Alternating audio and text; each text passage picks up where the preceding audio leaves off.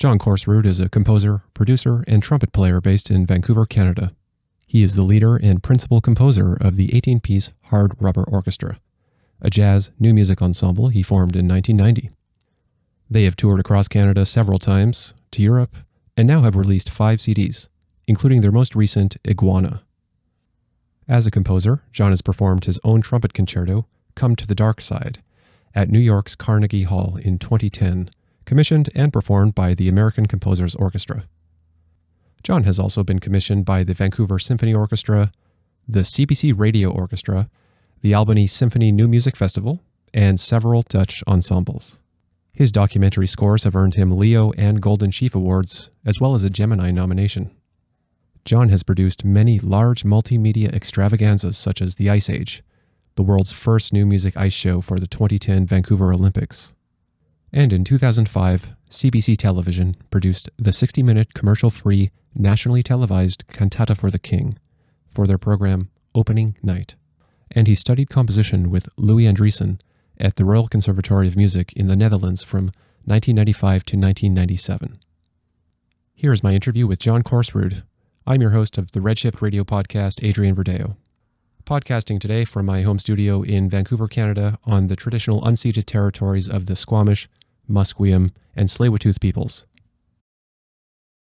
Thank you, John, so much for joining me here today. It's been a little while since I've seen you in person. I normally run into you a lot, actually, at the college, but it's seldom that we have a chance to sit down and really kind of get into it, and I can pick your brain a little bit here today. So thanks for stopping by. There's not a lot to pick there, so I don't unless I'm going to level the expectations right now. So all right. But it's true. No, it's you got a lovely studio here. I'm very impressed. So cool. So that said, how has your summer/spring been, John? I know this is kind of a time for us to really kind of indulge and take on new projects. Have you been writing active as well? Well, since my teaching stopped out, this spring and summer has been really kind of unusually action-packed, partly because of running a society. We've had to postpone so much, and now that things are opening up, we actually have to try to get it all kind of finished. That project's even like from 2 years ago and a year ago, so they all kind of happened like this last couple of months or so. So it's been quite a whirlwind few months, which I've really enjoyed. I've realized over the last couple of years, the thing I enjoy doing the most is organizing concerts. It's the thing that really gets my attention the most. I get really into it, and I get a little bit, not manic's not the right word, but I get very excited about it, and it's very easy to do. And that's really, I think, what I love to do the most.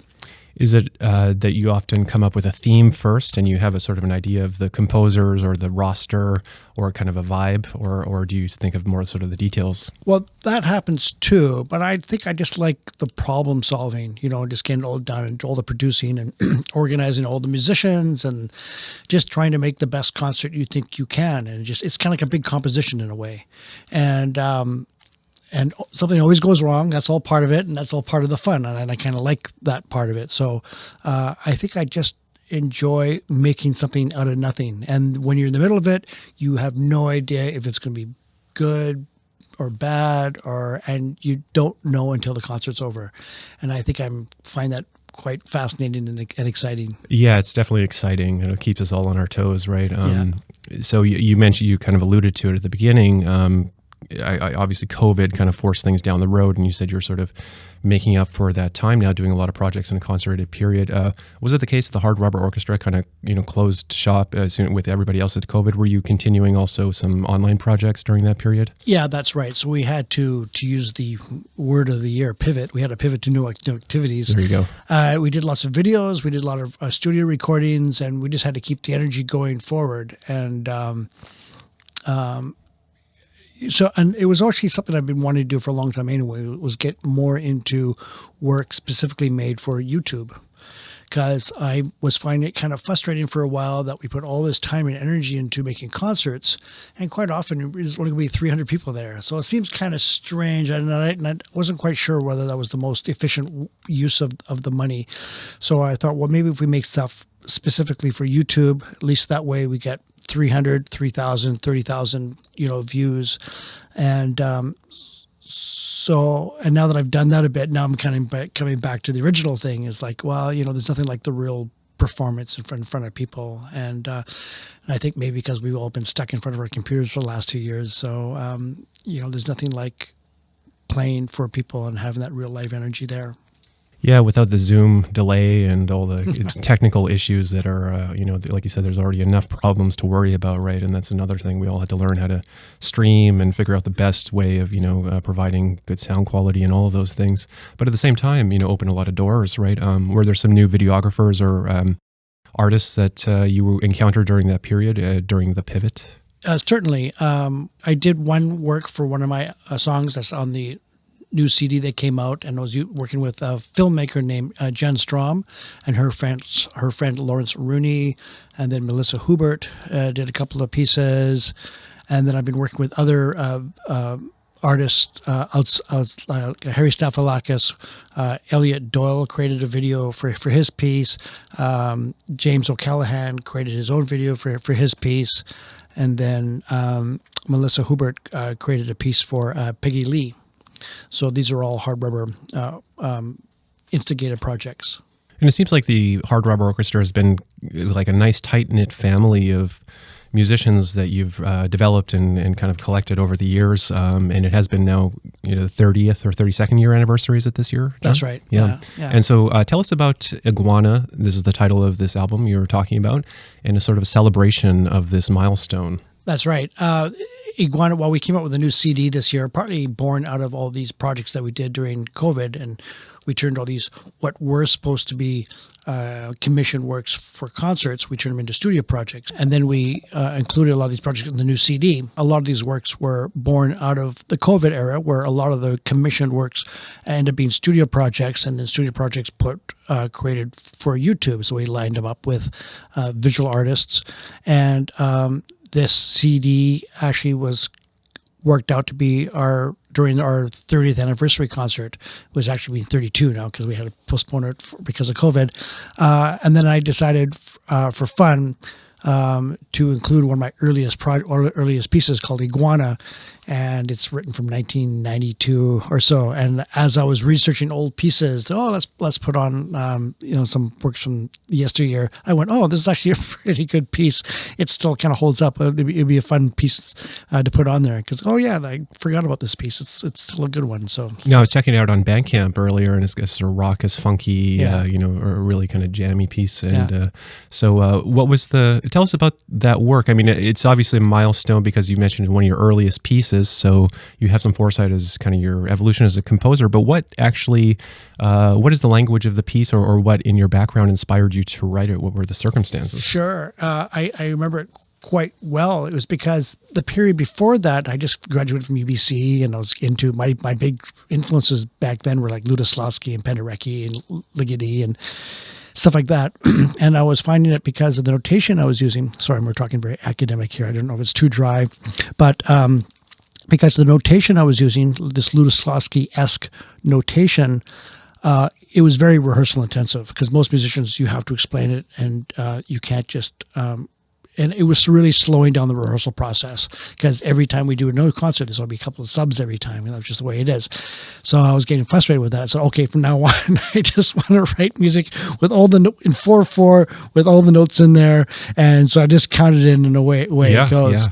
And my musical influences at the time, pop culture wise, they're all in there, and they're like Public Enemy is kind of a groove oriented kind of stuff, and John Zorn, like these very, very short clips,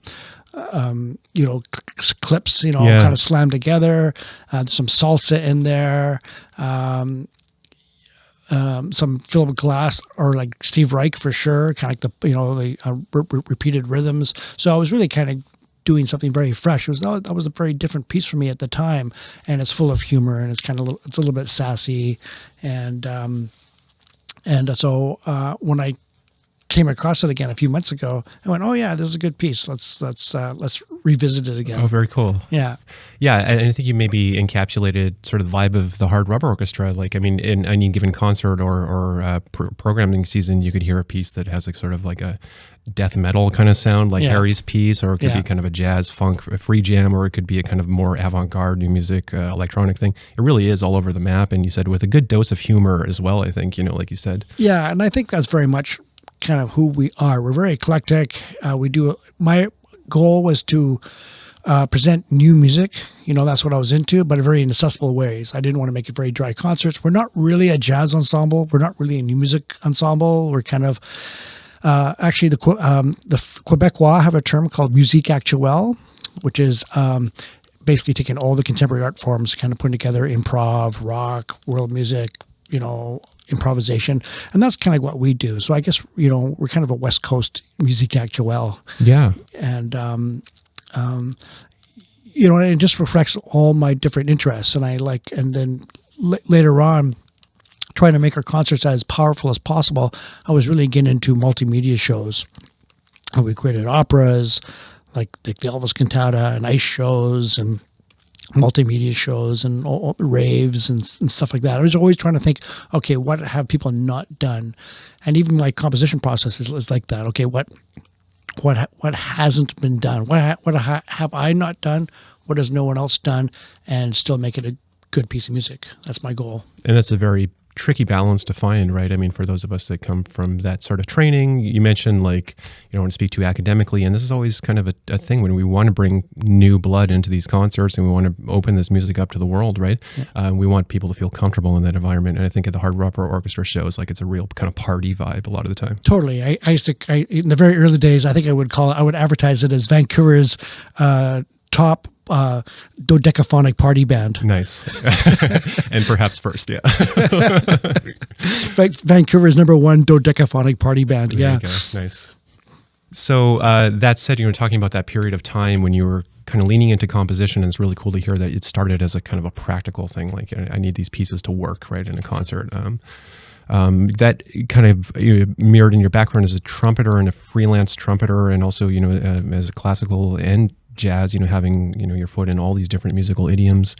Tell us about your history as a trumpeter. We don't have to go right back to the beginning, but at that point in time, were you doing more jazz, classical, a bit of both? Yeah, I mean, I went to UBC. I'm an okay trumpet player. I'm not I'm just a kind of a gigging trumpet player. You're too modest, John. No, it's like but I do, because at the time I considered myself a really good composer. Yeah. And I really had high expectations for myself as a composer. Yeah.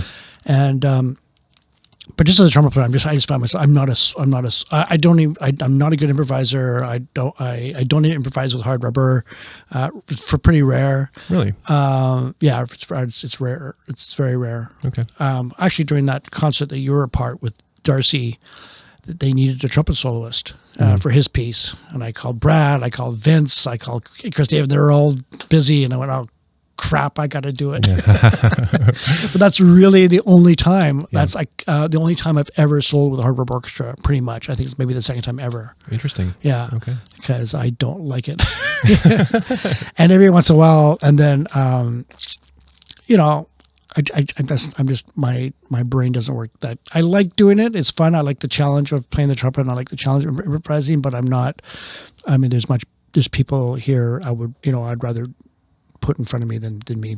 Yeah, sure, and I understand that too. I mean, I would never call myself a jazz guitarist or anything like that, and it's just the specialization and the years spent in those idioms. We're classical musicians. You're a trained composer, right? And was that your original ambition? Was it to be a composer or to be a trumpeter? Which did you? Well, I started late on trumpet. I mean, I just played in high school and all that sort of stuff. And the reason, and I actually even had interest even in high school to be a composer. For some reason, that fascinated with me, and because I was not a good improviser, I wanted to perform with all my friends. So you can do that through composition. And that was the way for me to do it. And you can, with a lot of like geniuses out there like Chris Chestrin or Miles Black, they can write an amazing 5-minute piece in 5 minutes. They can just improvise that.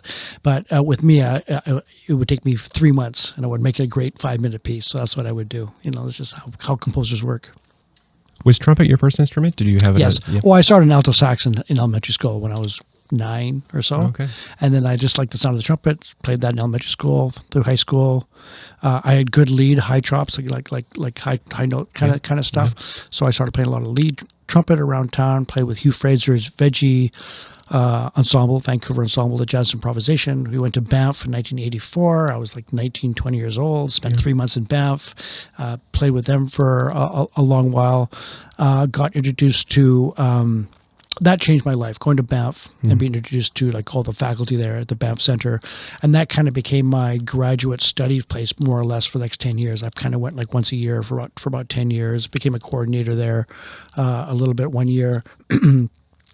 So I was very lucky. And back then in the 80s and early 90s, Alberta had so much money that all you had to do was get accepted to the Banff Center and everything was paid for. So it was a great stroke of luck for me that, I didn't grow up with the kind of money to go away to like schools like, where graduate schools like people, go to. Big schools in the States and so forth. Yeah. Europe, And then I went to UBC, got my degree there, and started Hard Rubber Orchestra like that summer actually, because I wanted to keep composing. I wasn't really into string quartets and things like that. All my friends were trombone players and drummers and things like that. So I started the Hard Rubber Orchestra, did that, and I was actually quite poor. And I actually, in retrospect, I think being poor was the best thing that happened for me, because that's all I did was just stay home all night, drink coffee, and just compose and write and think of crazy ideas.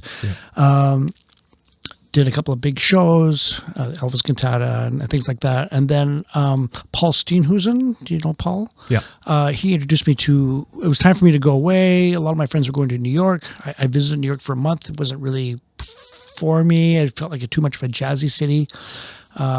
He introduced me to Louis Andriessen. I visited Amsterdam for a month. I said, oh, this is a much better fit for me because they have that nice combination of contemporary classical music and jazz combined. It was, and the city seemed a little more friendly. It's a very small town. It's like the size of Kitsilano. It's really quite small. Yeah, and it's very romantic. And so I went there for 2 years, got a Canada Council grant, and then that changed my life again. And I went back to there for about once a year, and I was quite busy there with ensembles and going back and playing trumpet. And that was great until 2008 when the big kind of global crash happened. And then a lot of the ensembles that were commissioning me, they kind of ceased to exist. So that kind of more or less ended my association with Amsterdam. To what degree and what sorts of principles did Andriessen impart on your style, and what did he, and how did he influence your later direction as a composer? What he was really good at, I think with all of his students, he was just really good to figure out, as composers, we all have our little bag of tricks, things that we're really, really good at. And I think every composer, so he quickly recognized what I do. And he goes, oh, you can't do that now. Because you can do the, as he would say it, you're perfectly capable of doing that. You must do something else now. Right. So he would force me into something else. And it was really frustrating, but it was really, really good for me. It's kind of like working part of your muscles that you never work, Yeah. But besides that, just living in Amsterdam, they had such it was basically like new music Disneyland. They had so many composers, so many ensembles, a thriving improv scene. They had multiple orchestras, great dance companies. It was just incredible. And then you're such close approximation to Berlin, Belgium, Paris, all that sort of stuff. So it was a great time and place for me, and I had a great time. Can you tell us a little bit about the other works that you wrote that are featured on this album? Firstly, From the Earth, featuring Marianne Trudell. I was a guest composer for the Montreal Jazz Orchestra a few years ago, and they asked me what soloists I want on there. And Marianne Trudell and I have had a great friendship for a while, and I'm a huge fan of her work. And she, even though she's kind of a jazz pianist, she has a great harmonic sensibility, and it's not really jazzy. So I felt like when I write stuff for her, she knows what I want. It's kind of like contemporary classical improv a little bit. So we had a good relationship. But the reason that piece is on the album is just because all the pieces on that album are like really rambunctious and loud and energetic and noisy. Right. And I thought I need at least one piece that's just kind of chill. Like cleanse the palate. Yeah, just kind of cleanse the palate. So that's why I threw that piece on there. So I wrote that I've written a couple of pieces for her, and so that was one. It's loosely based on some Bach, and I'm just trying to, for myself, kind of write more tonally these days, and try to get that happening. And the other work, Force Majeure, can you tell us about when that dates from and what are the themes? Yeah, that was actually my first piece that I wrote during COVID. And I brought some drummers into the studio, and we basically just kind of I wrote the drums first, and then we did just a bunch of. It's a very interesting piece, and I never done it this way, and so they just basically did a lot of improvising for me, and then I took the tracks home, cut it up in a bunch of pieces, put it back together until I found something that I liked, and then wrote the music to that. And then once that was done, then I got my friend Jen Strom, who's a filmmaker, and she incorporated one of her favorite visual artists together. So we made like that kind of piece. But it's really about momentum and polyrhythms and things like that.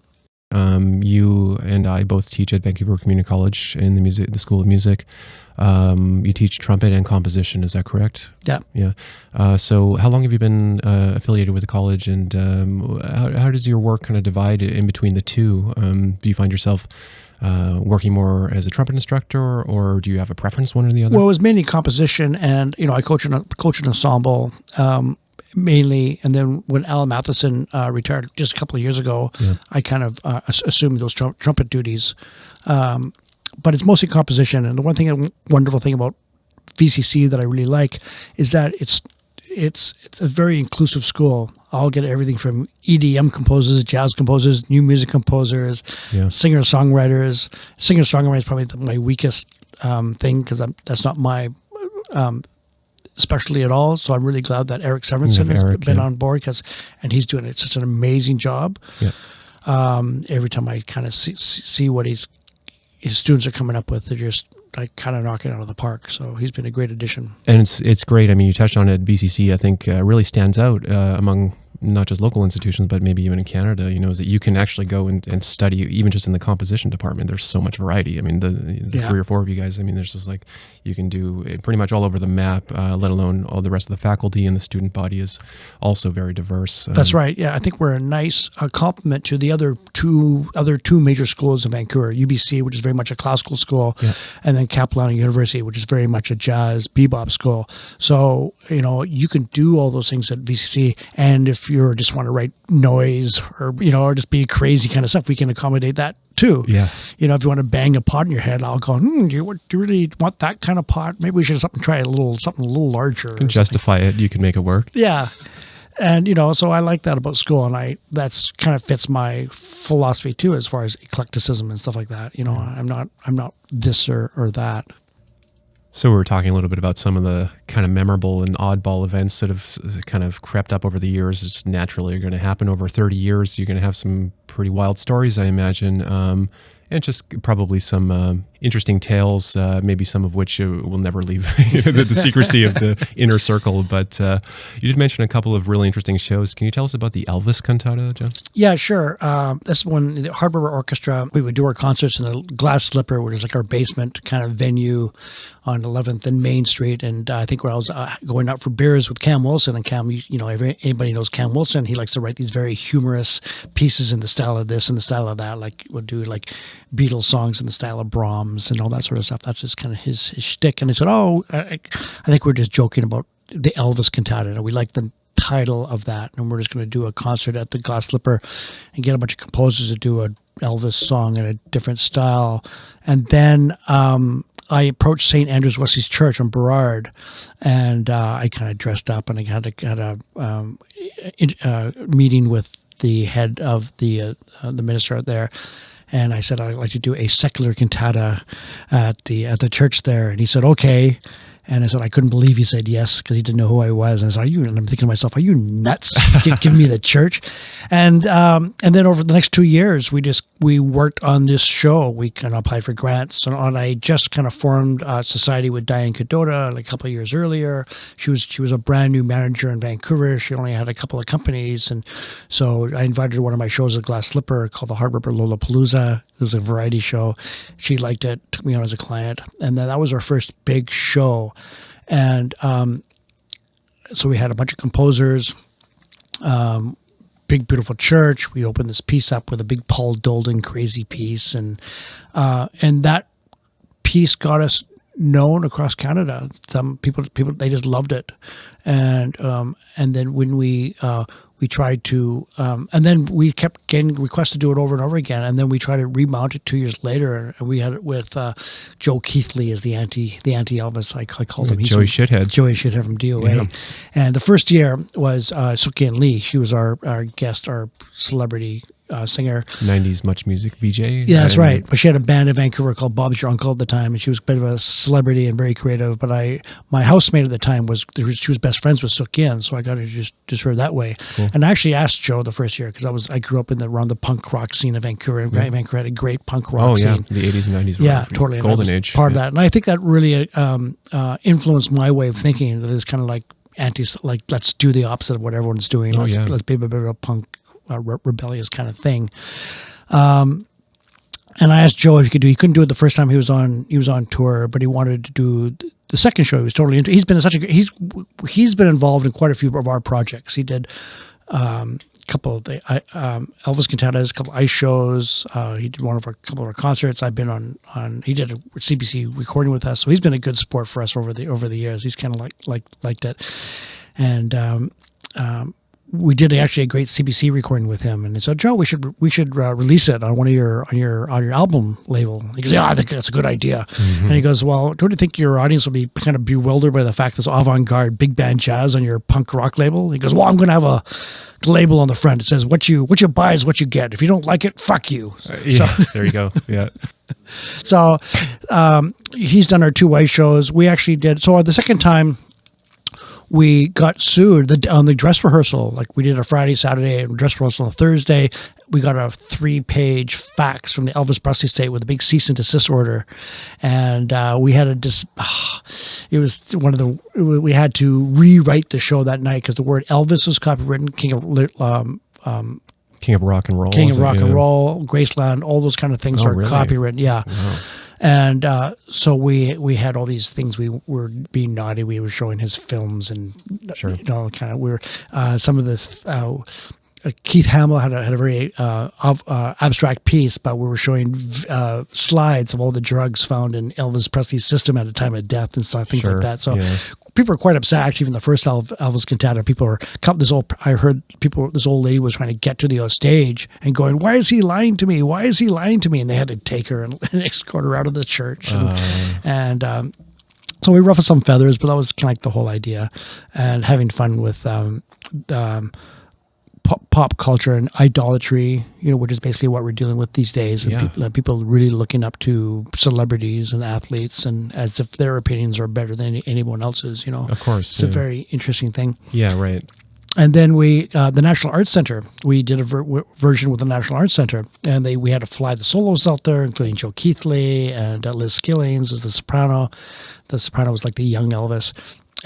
This was during the famous ice storm of '98, where they had to bring in the military and like trees and were falling on cars, and it was almost impossible for even to get to Ottawa. But we finally got there. We rehearsed with the National Arts Center Orchestra, and during the dress rehearsal, the head of the NAC came downstairs and canceled the concert because it was so dangerous. Like trees were falling on cars in downtown Ottawa. Oh, wow. Yeah. So. But I did get Joey Shithead to sing with the National Arts Center Orchestra, so that was my crowning moment. That is pretty awesome. Yeah. As somebody who was a big DOA fan growing up, and Subhumans and No Means No. You were? Oh yeah. Oh, I remember seeing DOA in Saskatoon when I was 12 years old or something like that. Yeah. Did you see Chuck Biscuits? Was he drumming at the time? I actually don't recall. Yeah. He was in the very, very early days. Oh, this would have been in the 90s, so I doubt it. Yeah. And amazing. Crazy drummer, like this young kid, just totally virtuosic and freakish, So CBC Television wanted us to do a version in 2005. So they brought us into the studio, and we couldn't get the rights to the songs. We got all we had all the funding in place, and we had to. It was very impossible. Our producer basically had to befriend one of Elvis Presley's old buddies. Wow. Yeah, by email, and talk him into talking to the lawyers to give us like a 3-day window to record these songs. Oh, wow. Yeah, so it was great. So we got that done, and so we did, and then we did 2 recordings at CBC, the Elvis Cantata. So that was quite for some reason, that seemed to be the right piece at the right time for people. Just loved the irreverence about it, and Sure. something like that. And then in 2000, we did an ice show, and that took years to create too. But that was just by fluke. Also, I think we inquired about how expensive it would be to rent an ice rink, and of course, it's very, very expensive, like prohibitively expensive. But we did find that Carriageville Arena, their 50th anniversary was coming up in 2000, and they were willing to give us the rink for 2 days for free, just at the end of the hockey season, just before they take the ice out. So we raised the money for that. It was not a lot of money. We had like ice skaters, Zamboni, hockey players. We had Emmanuel Sandou, who was a 3-time Canadian champion. We had Kayla O's, who was a silver medalist. We had quite a crew, but there was not enough time to actually rehearse in the rink. We only had time to set up the stage and the sound and do a tech rehearsal, and then everything else was rehearsed on its own in various other places. And then we just slammed the show together for the show. Oh, wow. And it somehow it happened, and it was kind of a miracle. And then right after the tech rehearsal the day before, me and my friend, we went out for shawarma, and we all got terrible food poisoning, and he was throwing up the night before, and I didn't, and I was so sick and delirious and sweating. I couldn't even know what I was conducting, and it was just crazy. So, when you put all that work into a show, at least you want the satisfaction of the show. Yeah. And just being so sick, it was physically. It was a kind of a cruel thing, But we got it done, and then 10 years later, when the Olympics came to Vancouver, the Olympics approached me and said, let's do that again. And they gave us a really healthy budget the second time around. Oh, very cool. Yeah. So when we did the Elvis TV version, we had a nice healthy budget. But up until then, I really felt like we're, those Mickey Rooney and Wizard of Oz, Judy Garland. They're doing like these backyard shows with like, pieces of string and some curtains, right? And that's what I felt like we're kind of doing with a lot of these shows. But we able to get it done. And I think that's been the success of the Hard Rubber Orchestra. We've actually done all these pretty good shows, and, done it just with mirrors and pieces of string and smoke, and we've done it for 32 years. And I'm proud that we've managed to stay alive for all this time. Yeah, and really thrive and grow. I mean, the fact that Elvis's estate sued you is almost a badge of honor, in that they would have heard of it. I think in our community, a lot of these concerts and pieces are very insular, and it goes to show that actually the word is getting out there. Maybe it's not great that you're getting sued. Well, Diane thought, and actually by fluke, our president of our society happened to be at the dress rehearsal, and by fluke, she's an entertainment lawyer. So when the fax came, we just gave it to her, and we went back for an opinion. And they said you have 3 things you could do. You could call their bluff, go ahead with the concert, cancel the concert, or go ahead with the concert and remove all references to Elvis. Right, the name itself. And we kind of removed the picture. It was a catastrophe. It wasn't a good show. We got through it.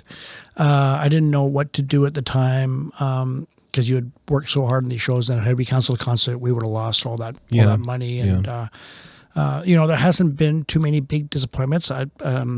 I did work on a big show called Riot about 4 years ago or 5 years ago, and I put a lot of energy into that. And that was related to the hockey riots in 2011. 2011. Yeah, and we're working with Electric Company at the time, and the Canucks fans went a little wild that night. Yeah, it was a very, very dark blemish on the city. Yeah, no, it really wasn't the Canucks fans. It was kind of like these anarchists, or who knows? But it was just the energy. Well, we actually interviewed some forensic psychologists who had interviewed like 50 of these people, because that's part of their thing. When they get arrested, they have to see this what they call a forensic psychologist. So we introduced them, and really he said, these are just normal kids, good upbringings. Yeah, I was surprised to hear a lot of them came from very affluent backgrounds. Yeah. Their family members were prominent members of the community. That's right. But there is this kind of effect when that energy builds in this kind of mob mentality, where just kind of like this thing gets a hold of people. It seems like they just get wild. Yeah, when you're in the middle of this anarchy, you feel like you can be part of the anarchy and not be noticed. Yeah. Because if there's 1,000 people around kicking in windows, Yeah. and you feel like I'll kick in a window, Yeah. and you see people running into Sears and grab stuff, you go, if you're 20 or 22 years old and drunk, and so it was just kind of crazy. So people, the entire that thousands of people just went insane all at the same time. And it's funny because like even just a little bit more than 10 years ago, I think people would have more than a second thought these days because they know that everything is being filmed all the time, and just even on public street corners and so forth, let alone everybody always has a camera out. Yeah. That was starting to happen then, but it was prominent enough that a lot of these people did get busted, right? Totally. I mean, there was a kind of not a witch hunt, but there was like, can you identify these perpetrators? I mean, I remember quite clearly that time. Yeah, it's the second time it happened. The first time was 94, I believe, something like that. Canucks went to Game 7, lost right downtown. And then when it happened the second time, so I think I saw the stats for that. They had something like 25 hours the first year of footage because cameras were not that common back then. And this time for the 2011, they had something like, I forget what the number was, like 20,000 hours of footage that they had to go through. And of course now they have like facial recognition software and all that sort of stuff. And so that show never happened, and that was kind of a crushing moment in my life, Right. through various circumstances. But besides that, it's been very smooth rolling. Diane Cadota has kept us afloat financially. Yeah. She's always made sure that we've never been in a deficit situation, all that sort of stuff. So she's kind of mitigated my crazy desires and all that sort of stuff. So you always have to have somebody to rein you in, right? I mean, that's sort of I used to call her the no person. People have yes people. She's my no. Hey, Dan, can we do this? No. Can we do this? No. Yeah, it's an important duty for sure. Can you tell us, without giving too much away, about some of the plans for Hard Rubber coming up? The season, obviously, the album is a big deal, but as far as coming back into in-person concerts, like more or less fully. Yes, absolutely. Well, there's a project we've been trying to do for a couple of years with a composer named John Hollenbeck. And, I probably consider John the most important and most interesting composer for large ensemble right now, for jazz ensemble. And he just got the job as chair of jazz composition at McGill. So he's moved from New York to Montreal. So we've been trying to do him for 2 years. We'll be doing him next spring. And then we were supposed to do a concert this fall that got canceled. So I've also kind of formed a new ensemble that I'm calling Absolute Unit. And it's kind of like a 14-piece band, but with lots of electronics and 2 drummers and 2 keyboard players and electronics and 5 or 6 horns kind of thing. And I think it's a much more versatile ensemble. And I kind of feel like this jazz orchestra is a bit of a kind of a cumbersome, dated kind of thing, and I don't find it very versatile. And I think with this new ensemble, it's a lot more versatile. It's it's a bit more of a, I don't know. I just like the versatility of it. It's not, you don't have to write composers for it. Don't have to write for brass and all that sort of stuff. And Right. I can get, it's much kind of I'm trying to access much more of a younger contingent of musicians and composers as well. It's kind of interesting to think about the history of jazz and the kind of as social music, right? That reflects sort of the taste of the time and, the social activities of the people of the time. And the musicians always had to be kind of aware and, respectful of people's limitations and kind of, the things that they would be familiar enough with, right? So it makes sense that kind of these formats of the jazz ensemble or the jazz combo or, certainly within the classical world, but that they need to kind of move into the future, right? I mean, there has to be this evolution. Yeah, totally. I mean, as a trumpet player, I come from the jazz orchestra tradition. Yeah. And I know that ensemble really, really well. Yeah. And I kind of know how to get a lot of power out of it. But I'm finding it a little dated and a little bit too specialized. And I find it an old ensemble. And so Hard Rubber Orchestra will always be part of our programming, but I'm trying to just stretch into new areas. And I'm always trying to look for different things and ways of just relating to audiences too. Yeah. It's important for me to relate to audiences and not just become about my thing and keep it. And there's so many great young talent in Vancouver right now, so I can access those talents as well through this ensemble. Yeah, absolutely. And, I can imagine being a young music enthusiast who maybe hasn't been open the door to classical or jazz, in any academic or traditional way, and just going to a show and being like, holy shit, this is amazing. Like I want to know more about this. I want to study with this guy. I want to get to know these musicians, so that is really so important for the next generation, Yeah.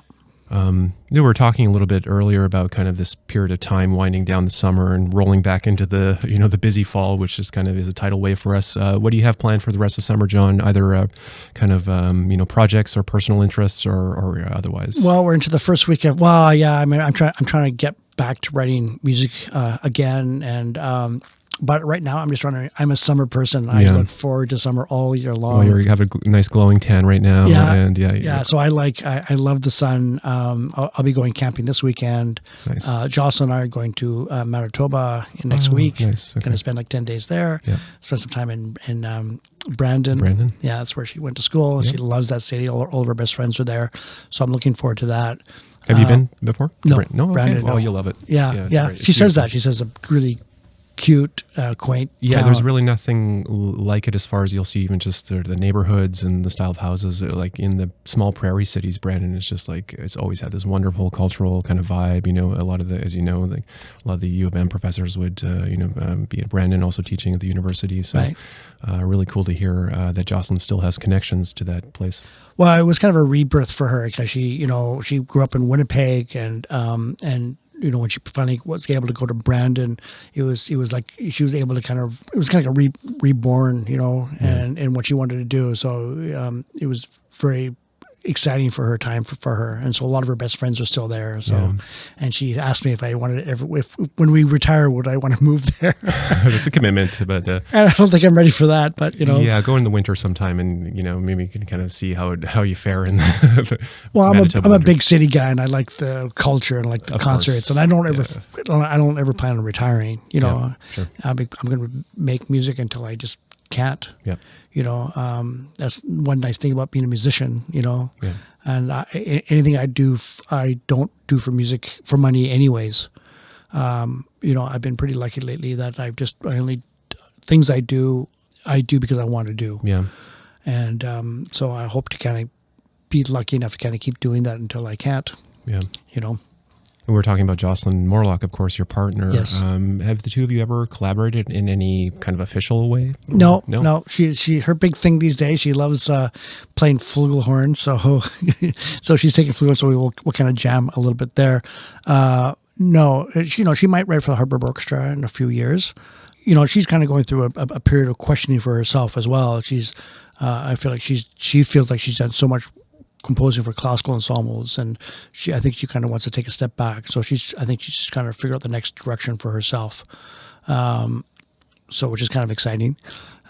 She's learning all these different programs like Ableton. And, Just tell me about that. Yeah, that's really cool. yeah, I think she's felt like she's done something for 20 or 30 years, and now she kind of wants to explore something else. Yeah. Yeah. It's a kind of a bold decision to make, and maybe like a tough one to make sometimes, but maybe it's just sort of like a feeling you have like, okay, like, I really kind of put everything I can into this, and I feel like I've kind of, met my goals maybe, and there's new interests always, and that's kind of really cool to hear as an established composer that is still like, okay, now I'm going to move in this direction and see where it takes me, Well, I think if you've done something for 30 years, I think it's totally okay to take time off. Yeah. Or not come back to it. Yeah, Because of you've course. done it for 30 Of years. course, I think we're all involved in as human beings. I think it's, like I said, it's brave, but I also kind of think that's what you really want to do. Yeah. That's what, it's what you should do. And, it's a big universe out there. And the only goal is to be happy. Of course. At the end of the day. Yeah. That's the only thing. Pay your rent and be happy. Yeah. And if you don't enjoy something, don't do it. Yeah. If you can be so lucky to. Yeah, it's like we were saying, as musicians, there's always a period where we have to take kind of all the offers that come our way, and hopefully over time, it becomes a little bit more like a funnel in that sense. So, that said, John, I want to thank you so much for stopping by. It's wonderful and exciting to hear that you have so much going on. I really look forward to hearing, the the album. The album's been out for a little while now, actually, hasn't it? Or Since May 13th. Since May 13th. Okay, Yeah. great. So it's available on CD, on Bandcamp, on iTunes, all the usual, and Bandcamp and all the usual streaming platforms. Fantastic. And do look forward to hearing Hard Rubber this season. Enjoy the rest of your summer and have a blast in Manitoba. Awesome. Thank you very much.